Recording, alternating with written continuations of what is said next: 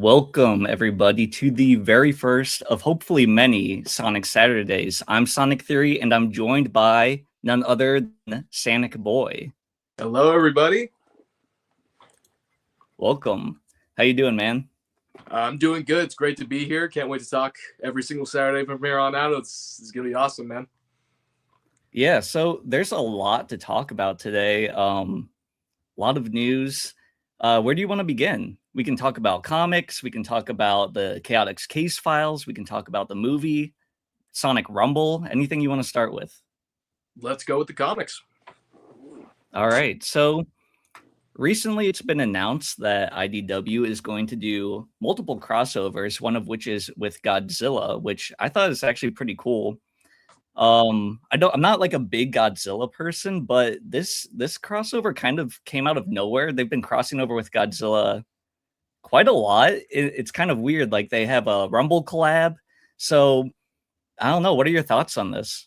I think it's, first of all, this is incredible for the Sonic franchise, considering how big of a property Godzilla is, especially in Japan, where Sonic needs that audience the most, his original spot of creation. And obviously, for it to be in comic form, it'd be kind of cool to see him in a game or something like that. But for it to be in comic form, I think that's perfectly fine. I'm really excited to pick this up when it does come out. Yeah, I'm excited too. I think it's like a 5 or 4 issue little run. So I'm pretty excited for it. But I personally just don't know a lot about Godzilla. I think Mothra's going to be in it. That's like one of the covers. And I think Ghidorah is like a Godzilla monster or something. So it'll be cool to see what different monsters they put into it. But the crossover that I'm really looking forward to is the Sonic XDC crossover. This is the second one. And it's picking up almost like right where we left off from the first one, where at the end of it, Eggman seemingly went into the DC universe and was making connections with Lex Luthor. So I'm excited to see where that heads. Did you read that series? Yes, I actually finally picked it up for the first time a month or so ago, and it was a really fun read. Honestly, I was a little bit unsatisfied with some of the things that they did, but I was really hopeful for the future of it. I did enjoy it quite a bit, and this is seeming like it's going to be even more climactic than the previous one. Yeah, I think the cool thing about this too is we got some preview pages, and in the back you can see Rough and Tumble over there. So the first crossover we didn't really get any of the IDW original characters, but it seems like in this one we're going to be getting Rough and Tumble and some other characters. So I'm really excited for this. We also have like Don Faccio or whatever his name is from Sonic Unleashed in the background there. We have the Sonic Forces like Avatar guy. So they're really throwing in a lot more characters this time around, which I think is pretty exciting. Of course, we're getting Big the Cat, which is really cool, catching Aquaman. And I know you talked about these preview pages a little bit on your channel, but I'm just really excited for it. I think it's such a cool like combination of characters. It's so weird, like DC and Sonic. I never really expected it to be a thing, but it works really well. Yeah, it does. Frankly, I think this was a match made in heaven. If it was Marvel, maybe they could kind of get a couple of things that are similar, but this, it's like it was almost made for it. And I think they do really interesting stuff with the characters as well. And it's incredible to see how Ian Flynn and the rest of the writers have evolved these dynamics to make them go even further into this next comic. And hopefully, like we can see in this panel right here, it has Aquaman and Big. So hopefully they can do more stuff like that and more cameos, like with the IDW characters you mentioned. Yeah. I don't know how familiar you are with the controversy that like sparked from these comics, but when these came out, a lot of people were talking about Sonic and the Flash and like who was faster. There was like a whole lot of debate about that going around, and we got more panels of Sonic racing the Flash. So I'm sure that there's going to be a lot more controversy about who's faster again. So that's going to be pretty funny. Yeah. But beyond that, we recently got the Chaotix Case Files. And I think there's a lot to talk about here because this was the first, what would you call it, like audio drama that we've ever had for Sonic the Hedgehog, and it was really, really good. Um, of course, Infinite made his return in this. We got voices for characters that never had official voices before. So it's something that I think a lot of people didn't expect it to be such like a impactful part of the franchise, but it really has become something pretty big. Yeah, I'm so glad Sega did this. I know there's a bunch of characters that people have been wanting to see in the spotlight, such as Gemerald, Vanilla. Now we have the IDW characters as well, and this was frankly the perfect media to do it in. Games probably take way too long if they really want to make them, like maybe 4 to 5 years if you want to do something really big with these characters. Comics, you could do that, but they've been doing that for years at this point. But now giving them official voices, this has the hardest impact because it is literally just the narrative. It's just the audio. People focus on that the most. And I think they couldn't have done it any other way that maybe would have felt a bit off in the games or comics or anything like that. This was perfect, frankly.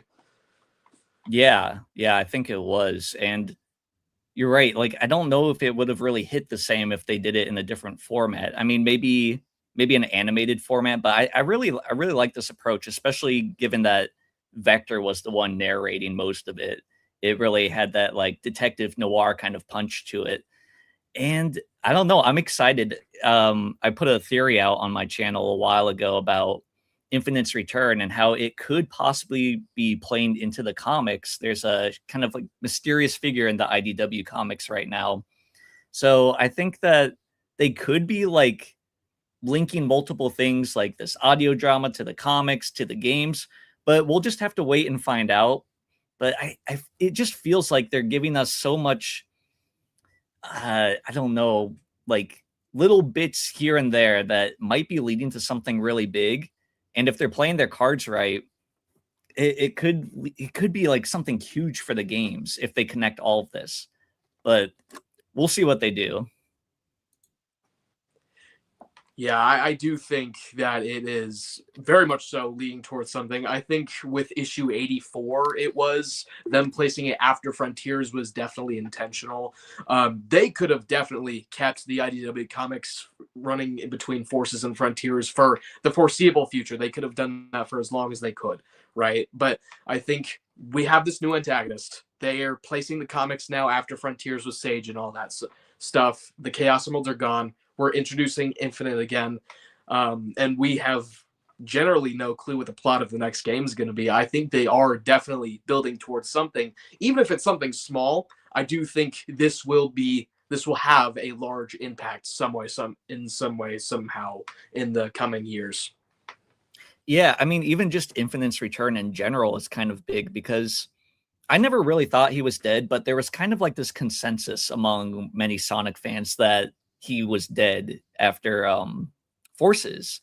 So I think this just kind of reaffirms that Sega's not scared to go back to their pool of characters that they haven't used in a long time and bring them back. And I think Mephiles also kind of confirmed that with Shadow Generations, that they're pulling back characters that maybe they were a little bit embarrassed of with how they performed in the games and whatnot. But yeah, I think they're saying, hey, we're gonna bring these characters back. We know you guys like them, and maybe we didn't do them justice originally, but we're gonna give them another shot. So Random Shadow wants to know, why was Shadow not in the Chaotix Files? Just feels like it wasn't really needed. I feel like it was more just a chaotic story, and the characters that were present were the characters that were needed, I guess. Yeah, and let's not forget, we just had Shadow Generations. That was like 3+ hours of Shadow having his time to shine in his own game. So I think Sega's kind of wanted to leave Shadow be for a little bit. Obviously, we have that trademark of Shadow the Hedgehog. We don't know what that's about. But Kirk Thornton has had his time right now. And then when he's actually needed again fully, when they have his own time to explore him once again, I think that's when we'll get him next. Yeah. And he did have that whole year, the year of Shadow, and of course he was in the movie, so we've gotten a lot of Shadow, and I think it's nice that we just get something kind of centered around the Chaotix and they don't really get a lot of love. So it was nice that they got a whole thing around them. Yeah. So is Tori Maria's sister? That's a big mystery right now. I think Tori's going to be a huge part of the next Sonic game. They're really building something with her, but it's weird right now. Like they're giving us like glimpses of her character, but not really revealing too much yet.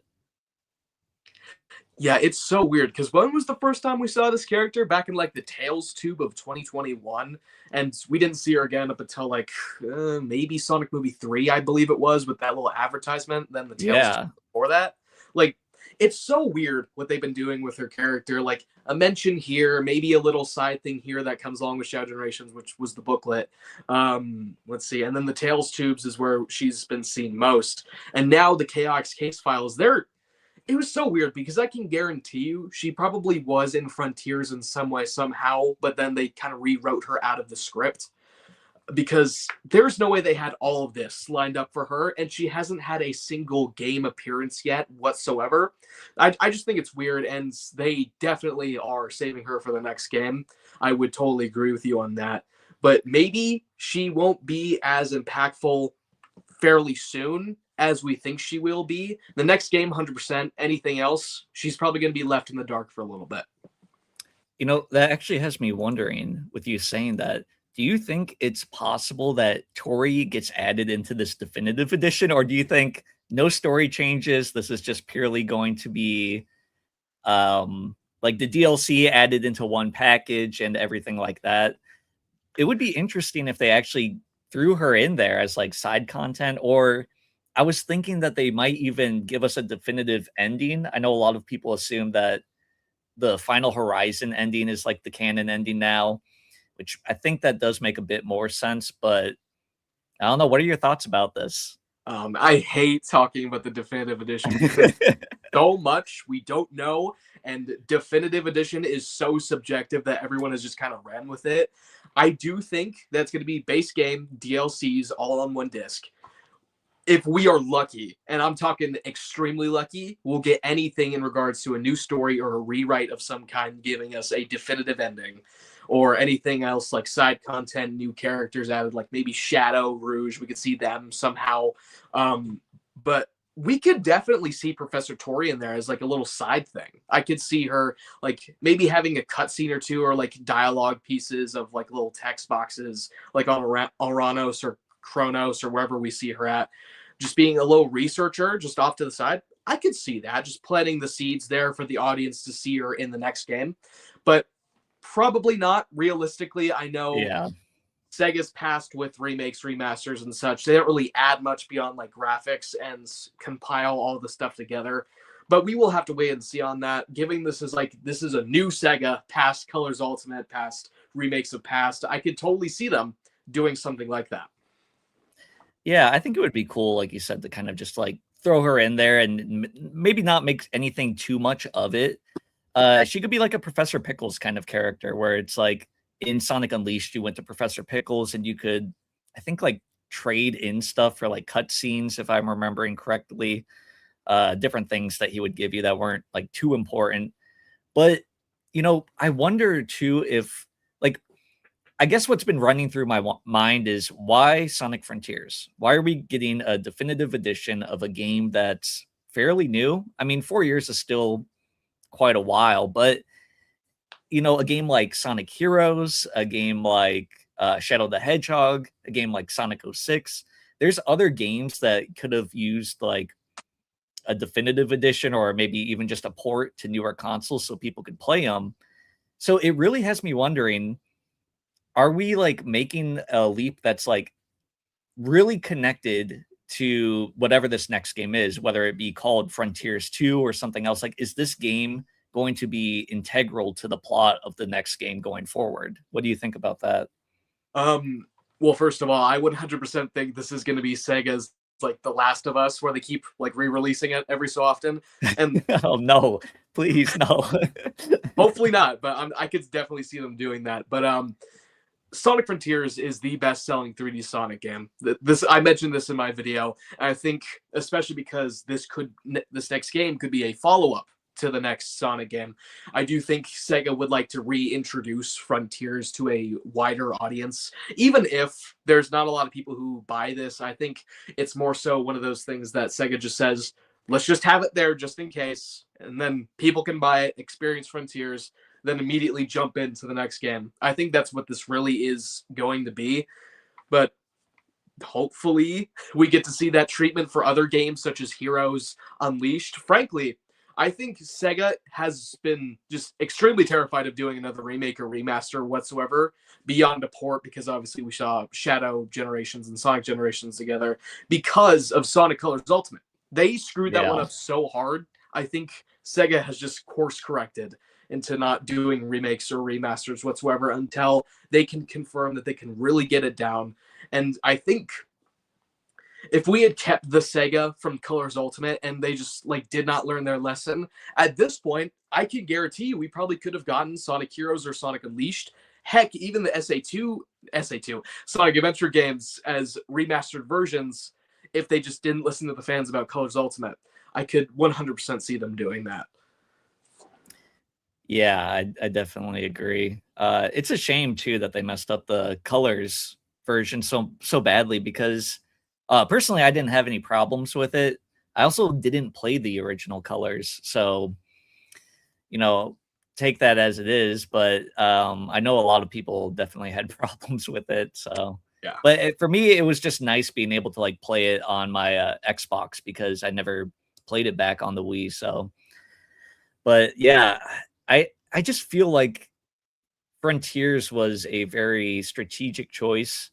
Maybe, like you said, it's because it is the most popular. I, on the other hand, almost feel like, maybe this is just me coping because I'm a lore person, but I feel like it's really going to play into the next game, but we'll see. And I'm also hoping that they give us a canon ending. I want to know which one they think is the canon ending. Is it the Final Horizon update, or is it the initial Frontiers ending? Yeah. I don't know, man. I think it was kind of a bad idea to leave both endings the exact same, because with both, you have Sage returning either way.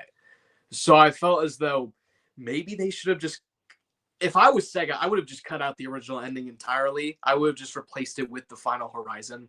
But, I don't see what they could have done otherwise. I think Sage was too popular of a character to not bring her back at all whatsoever. So, maybe they could just give us an answer, just like in a press release or something like that. Or the game literally tells you, this is the canon ending. Experience this one first, and then if you want a little extra stuff, go back and do this, right? I think that would be the best course of action. But yeah, it's not really too big of a deal which one's canon or not, because they both end the exact same way with Sage returning, and that's the big thing. So I wouldn't care either way. Yeah, I personally, this might be a hot take or not. I know you don't care, but I really like that initial ending with Sage dying and kind of just seeing Eggman's reaction. I think that emotional toll kind of hit me.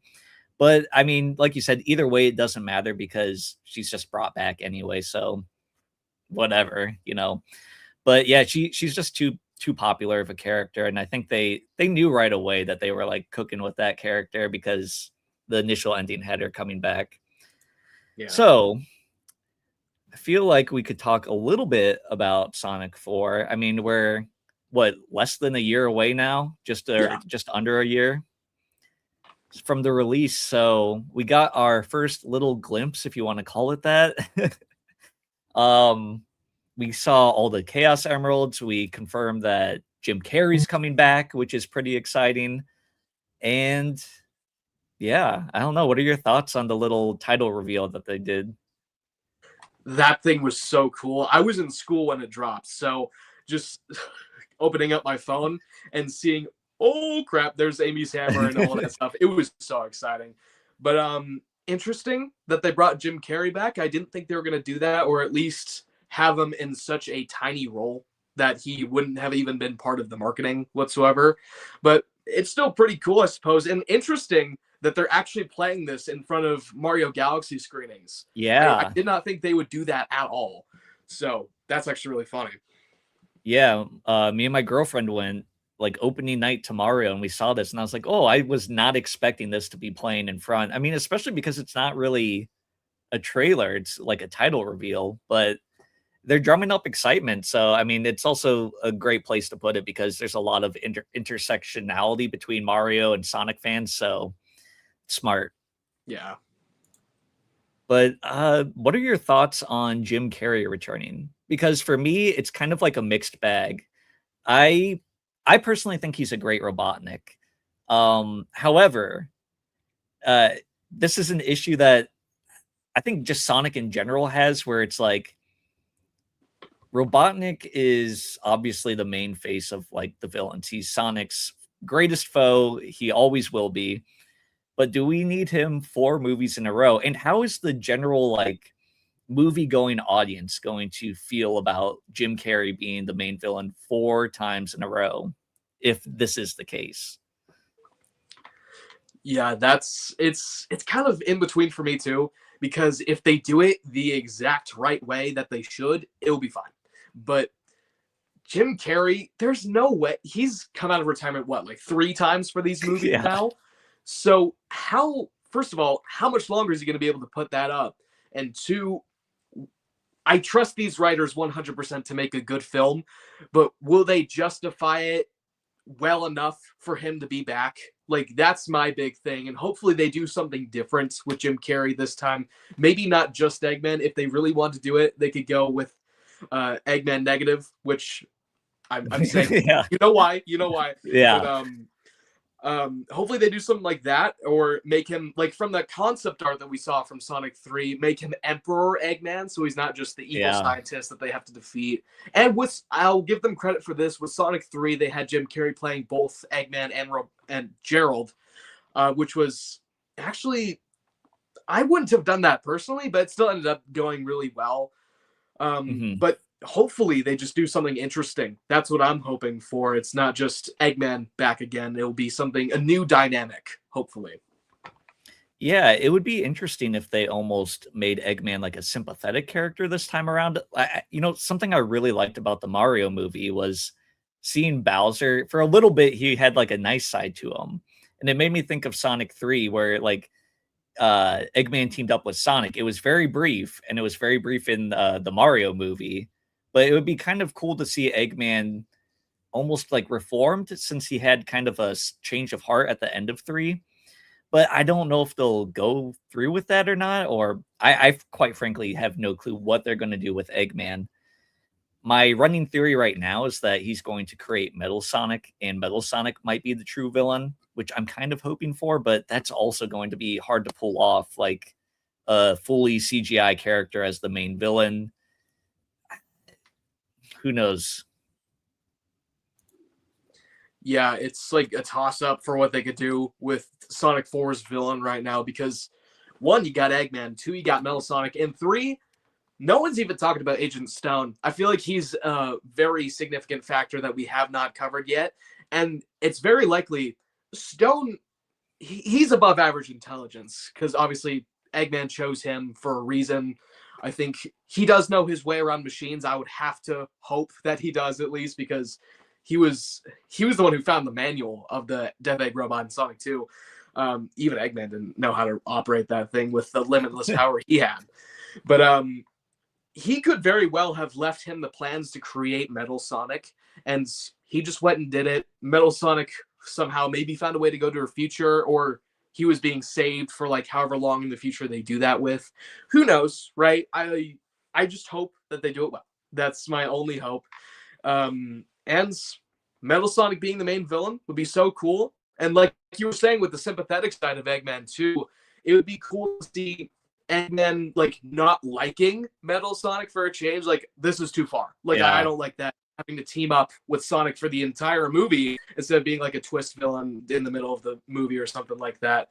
That would be a cool dynamic as well. And hopefully they do something like that, because that'd be cool to see them all going up against Metal Sonic, if not Neo Metal Sonic, if not Metal Madness and Metal Overlord. So Yeah. I'd hope for Yeah, that. that would be cool. I actually like the fact that you brought up Agent Stone, because he also played a big part, and we got to see a really dark side of him in the comics. The Sonic 2 prequel actually showed Agent Stone while Eggman was away, like running different operations where he was like taking people out to make the Mean Bean. So he has a really dark side to him, even though he's played off as kind of like a goofy character. He isn't all sunshine and rainbows and what Austrian goat milk coffee. Like he's a pretty intense character when he wants to be. But I think also something that people are maybe not thinking about is the potential that Gunn could even make Metal Sonic this time around. I mean, some people have floated it out there. I've seen, but like they're kind of Kristen Ritter, when she took over for Commander Olive Garden, she was kind of like a dark character. She did not care about Sonic and his friends. We saw that she does not like aliens at all.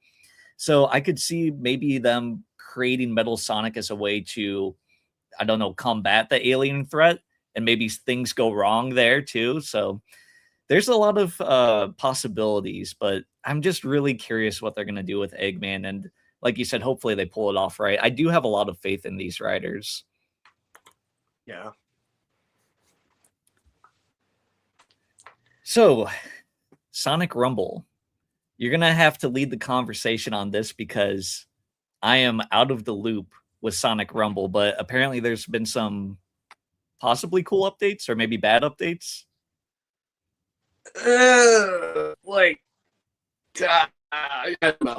I played the update once, like it was like a few weeks ago.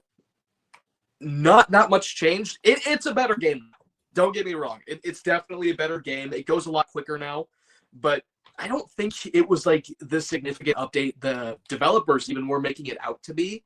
Like they have the new mode, Party Rumble, where it's instead of like the 3 or 4 rounds that you would do in the base game, it's just 1 round, you win or you lose. It's very quick. I think it's like only a minute or 2 for each thing.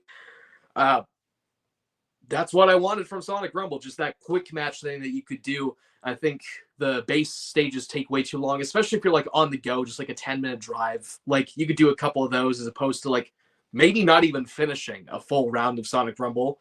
So I was happy with that. The prices also seemed to be decreased as well, from what I could tell. Some things were about the same. Some things were definitely discounted. It was way better.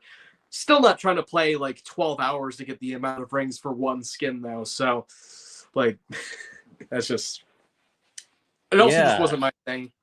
I enjoyed like Fall Guys for like a few years. I haven't played it for a very long time. But I got like the Sonic stuff in there as well. It just, I kind of fell out of love with that game genre.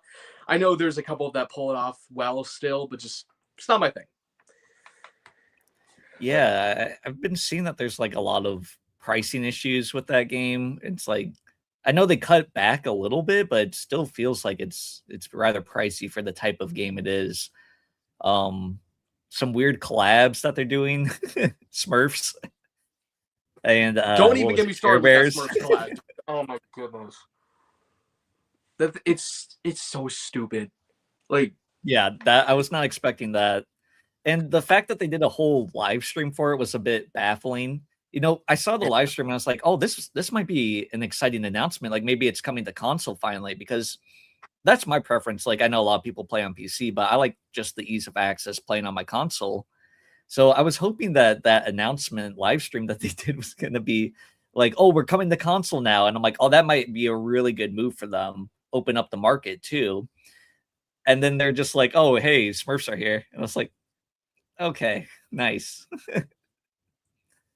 Listen to this, Sega. We want Rumble on consoles. That's probably the only way I'll play it now, is if it's on consoles. Yeah. Because first of all, they could give us a far more upgraded experience. And 2, it's already on PC. There's no way it's like that different that they couldn't just like port it in a few weeks. Yeah. Frankly.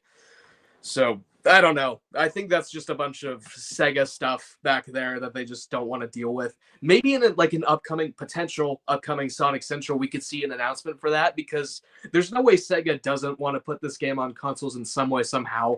They just don't have the stuff to do it right now. Maybe they could. Who knows, right? But I would love to see it on consoles, and like I said, won't play it until it does. So Yeah, I think that whole Rovio purchase has been kind of a disaster for them. Like we got numbers that came out that they're in like the negative for the first time, or in the red for the first time in like a decade. Um, so it's not panning out well right now. I'm hopeful that they'll turn things around. I'm kind of excited for their card game if that ever does release. I think they said in May they're going to talk more about it or something. So I'm hopeful for that. I like card games. I might even stream that if it's something that I end up really enjoying. But yeah, I mean, Rumble, and then they changed the name to Sonic Rumble Party now. yeah. So a lot of weird things going on with that. I don't know. I guess they got red in Sonic Racing, so that's something. One of the characters I predicted out of There like you go. that I got wrong. Let's go. Solid prediction. Yeah. So I still don't know what their Sega's headspace was with that, because I think that's legitimately one of the worst decisions Sega's made in the past few years, is buying Rovio. Like, what have they actually done with Rovio? First of all, they've had Sonic Rumble, obviously. I think they're developing a couple of other mobile games. They have collaborations. Sega now has a hand in the Angry Birds 3 movie, which is cool, I suppose. And that movie is definitely going to make a lot of money. If I just yes. But other than that, like, what is there about Rovio that was so enticing to Sega for like what? Almost $1 billion, I believe it was. Yeah, it was a huge purchase. And they were like a dying company because Angry Birds has not been big like in a long, long time. I mean, the movies have done decent. But I don't know where their headspace was, because they already have Sega Hardlight doing their mobile stuff, and they've been really knocking it out of the park with like Dream Team. So I don't know what that whole deal was about. Yeah. So someone here says Infinite felt more like a side character in the Case Files, and I mean, to be fair, it is the Chaotix Case Files, not the Infinite Case Files. But I think it was just a fun appearance to say, hey, he's alive, he's out here doing things, he's working with a shady figure. We know that, so they're setting up some world building with Infinite. They're not. I don't think it was like they wanted to do anything huge with him, but they wanted to say he's still around, he's still doing stuff, so look out for him in the future. Yeah, see, I would actually agree with this. Knowing what we know now about Infinite actually being in the thing, we kind of just guessed from like Red Spectre and such. He wasn't in the finale, or at least as thematically pleasing as I would have. Yeah, no, like a movie, more satisfying than I thought it was going to be. It was like he turned big, and then everyone else just had to fight him by turning off a thing or so, and then beating him up. Like, it was cool what they did with him in episode 7, giving him that monologue. I thought that was brilliant, but then it was kind of just defeat the big guy. And then from there, it was like, come on, that could have been so much cooler. But he went out with a whimper, man. Like, yeah. But yeah, he'll be back. At the very least, he's back, so they can do more stuff with him now. So that's cool. Yeah. I mean, we might even see him in a game. I was thinking, like, it's so cool too seeing him interact with Sage, because I had an idea, and I'm not going to do it now, but for the longest time I was like, I wanted to make a fan theory where or like a what's it called? Yeah, I was going to do like a fan story. The word's escaping me. But I was going to do like a little story about how like Sage somehow got like pulled into the Phantom Ruby by Infinite, and like they had to kind of go into the Phantom Ruby to like Eggman contacted Sonic and his friends, and they had to go into the Phantom Ruby to like save Sage. Something akin to like Dream Team. But yeah, I'm not going to do that anymore, because we already kind of got that with seeing Sage and Infinite interact in this, which was cool. Yeah. So, is there anything else you would like to talk about? Is there's not like a whole lot right now. We're kind of in a point in the series where it's like we might get something this year, and we know we're getting something this year, but like it's not too exciting. especially they did this with the 30th and 25th anniversaries as well, but we're just not getting like too much this year. We got the Chaotix Case Files, we're getting the DLC for Racing Crossworlds, getting the comic collabs and the comics themselves, and Frontiers Definitive Edition. It's pretty much it. I think we're just going to have to wait for next year in order to get some really big news. But other than like the small things we could talk about, I think we've covered it all pretty much. Yeah, we're in kind of just like a quiet period until we get like a Sonic Central or anything. Yeah. I guess, bringing up Sonic Racing Crossworlds, what are your thoughts on that game? I think at this point we're definitely out of the honeymoon phase. Like there's a couple of things that I'm like, okay, this was cool. And there's a couple of things where I thought it was cool, but I was like, it's all right, Definitely still a good game. Probably, I hesitate to say the best Sonic racing game because Transformed exists.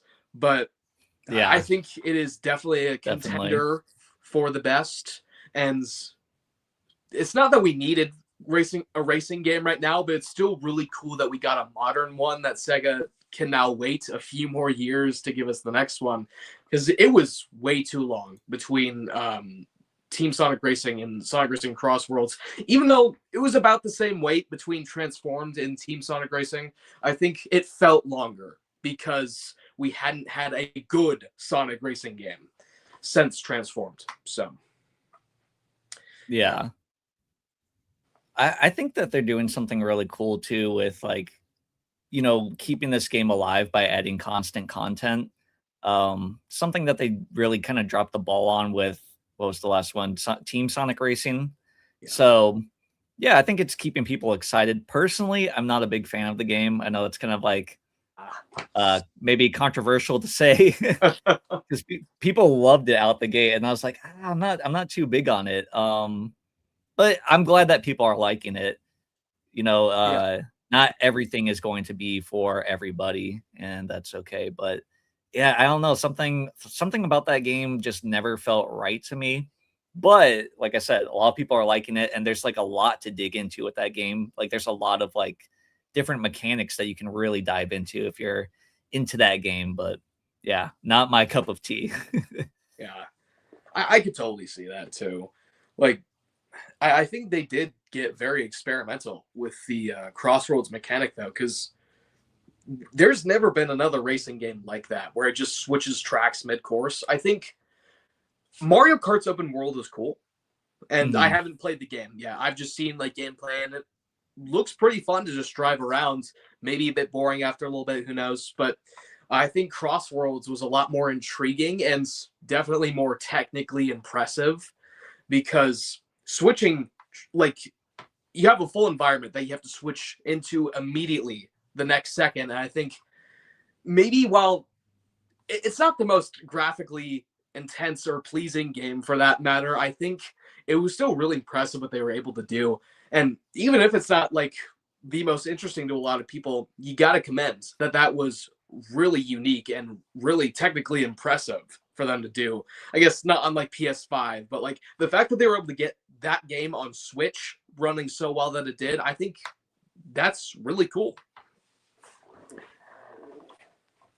Okay, my internet is going crazy, but yes, it is impressive that they got it to be able to run on Switch. Yeah. What are you looking forward to most this year? Like from Sonic? Oh man, what is there? Is there anything we got? I know you're a huge merch guy, so is there like any Sonic merch that you're looking forward to? This year is not really looking the best for merch this year. I know Jack Specific just had their whole conference at some toy fair, I believe it was, or no, it probably wasn't that, but whatever. They quote unquote revealed a whole bunch of stuff that's already out. So there wasn't much for them to reveal that I was too excited for. There's maybe a few collabs they could do, like with clothing brands and such, that I think maybe could be cool. And I self-title myself this. I'm the Funko Pop guy. I could see. Is that what that is in your background? Okay, that is. Yeah. But like even the Funko Pops this year, we'd have something that was at least leaked, and we do. It was Halloween-based Sonic Funko Pops that are coming out Ooh. in spring. So, What the heck? like, I don't know if those would be cool or not, but obviously, I think recently too, we also have like little keychains of the DCX Sonic Funko Pops as well that were just revealed. Keychains aren't really my cup of tea. I know I like the Lego ones because, you know, they're Lego. They're like little tiny things. They're very compact. But I don't know. Not the biggest keychain guy or really chain at all. Like, I don't really have a bunch of Sonic apparel. But besides, like, obviously what's on my head right now and a couple of shirts, maybe like a lanyard or two. I'm not like the biggest apparel guy. And for as much as it seems as though I love collecting Sonic merch, just like I'm not too interested in having a whole lot more. Like, I'm not sure what they could do at this point to like really make me want to buy something besides like new Funko Pops or like new figures that are really cool of characters that we've never even seen in figure form before. I don't know. I'm not too excited for this year. I don't know what it is. Yeah. I personally, I'm actually pretty excited. Like they had like the Mephiles toys for the 35th, I think, and some other ones like Tikal and Chaos. So I thought there was some cool stuff coming out, but I just grab what I see here and there. Like I think just a few months ago, I found the IDW Metal Virus figure. I know that's been out for a while, but like it just kind of recently came around to my stores. So, but yeah, I don't know. I'm excited to see what they'll release. Like you said, the DC crossover stuff has been cool. I got some of the action figures for that, so maybe they'll do another line for the next comic run. But yeah, I'm actually kind of interested to hear that you're not like really into like the merch that they revealed so far. But maybe they'll turn it around. Maybe they'll reveal some really cool stuff at the Sonic Central. Yeah, hopefully, because those usually take up like what, like half of those centrals. So Yeah. hopefully there's something cool. Like you never know. You know, there's so much stuff that they're probably hiding, saving that we don't even know about yet that could be dropping this year. That could be really cool. That I could really want. But as of right now, it's just a whole big mystery as to what that could possibly be, if there's anything even at all. So we'll just have to wait and see. Yeah. So I guess, all right, here's a better question maybe.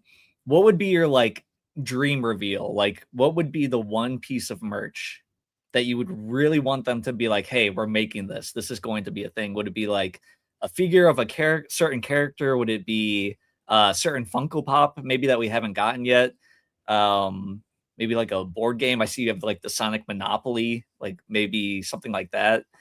Or maybe I know you say you're not the biggest like clothing person, but maybe like there'd be like a hoodie that they could do with like Omega or freaking someone on it that you would be interested in. Okay, I do have something in mind. They would never do this. In fact, something similar I saw as like a little April Fool's prank this year. But if they somehow found a way to do a figure of Scourge the Hedgehog, that would be cool. Or anything related to that guy. He is one of my favorite Sonic characters ever since I saw him when I was like, what, 8? When I first saw him in the comics. And he's just so cool. I love that character so much. If only they'd bring him back alongside the rest of the Archie characters as well, that'd be so nice. But to have him, anything of him, even a mention, I would take. That would be so cool. Okay, that actually is really cool. So have you like read a bunch of the Archie comics, or do you just like the design of Scourge, or? I have read a lot of the Archie comics. I've read pretty much everything, like 1 to 80 or so, and then 160 to the ending issues of the comic. I've pretty much read everything else in between. I don't care about whatsoever. Like Ken Penders' writing and some of his art is just like atrocious. So I just don't even want to deal with that. But yeah, I like everything about Scourge, his writing, his character, the dynamic with Sonic, the design. Obviously, my favorite color you can see is not blue. Yeah, it's green in the back, and it's what I've been drinking. I'm right there with you. That green's my favorite color. Yeah. It's interesting. So you've probably actually read more Archie than me. I've jumped into Sonic really late. Like I got into Sonic in 2020. So Oh wow. yeah, the issues that I've read of Archie have been like here and there. And I've mainly been trying to keep up with the IDW since that is canon. But yeah, I'm gonna have to go back and read more. And that reminds me, you wanted to talk about, I think it was Archie's plan or canceled plans that they had, Archie Comics. Yeah, I'm not sure if you could pull those up, but there's like a bunch of canceled issues that they just did not go through with, and a bunch of plans as well, releases of certain books as well, and reprints and such. I think there's so much we could talk about there. And I know there's a project going on that's like revitalizing the comics that had their art somewhat complete. And Yeah, like the fan project. I've seen stuff about that, and they're like publishing it on some website. yeah, Yeah.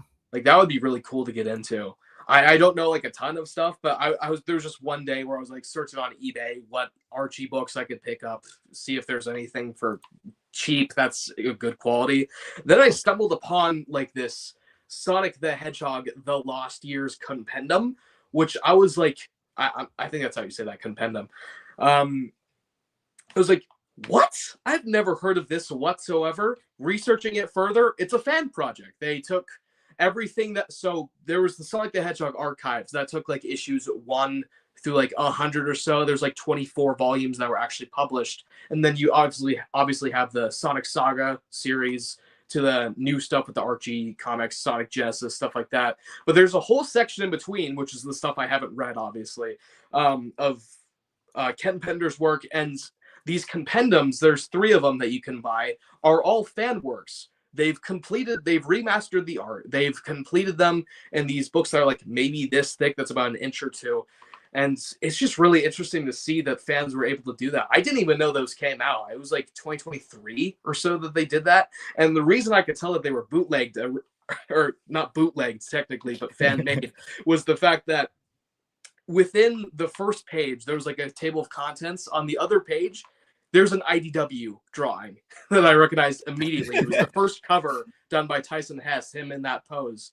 I was like, oh, this is fan made. Darn it, But if something's really cool, I'll pick it up. I'm more so an official guy. Like, I don't pick up a lot of fan made stuff, but if there's something pretty cool, I'll pick it up, right? And let's see, is there anything on my set right now that's fan made? No, there's not. But oh, there is. I picked this up at a fair. There's this little Knuckles. I picked them up. Oh, nice. Yeah, got a little keychain at the top so I can attach them to stuff. But that's like the only real bootleg. It looks like the bootleg Knuckles plushies that go around every so often. But yeah, it's not my thing, But something like that, I would totally pick up. Yeah, definitely. So I think maybe next week we can definitely talk more about that Archie stuff, and maybe I'll look more into it because that sounds really interesting from what you're saying. And there's a lot more I want to talk about with Sage. My internet, unfortunately, is really bad today. So my apologies to everyone, especially SanicBoi, but I might cut it short today just because I'm having a lot of internet problems. But I want to thank SanicBoi for joining us. And guys, make sure to tune in next week. We're going to hopefully have a way better show. This is all my fault.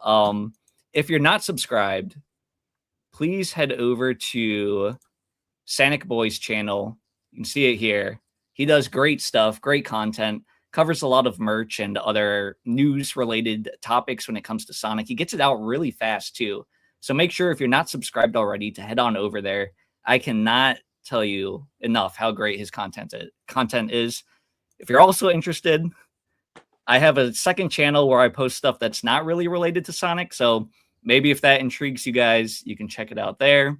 Again, sorry guys, I'm really my internet is struggle busing today. So I want to apologize for that, but promise, if the internet gods allow it, next week will be much better, and I think we'll go a lot longer. But it was really nice talking to you, SanicBoi. This is only our second time talking, and yeah, I think this will be great once I'm not seeing you in 240p and hearing a mishmash of words because dude, my internet is just dying. So that's all right. We'll get it figured out. Apologies, everyone. We will get it figured out. But thank you all for tuning in. This has been a lot of fun, and yeah, be ready for next week. Peace. All right. See you guys.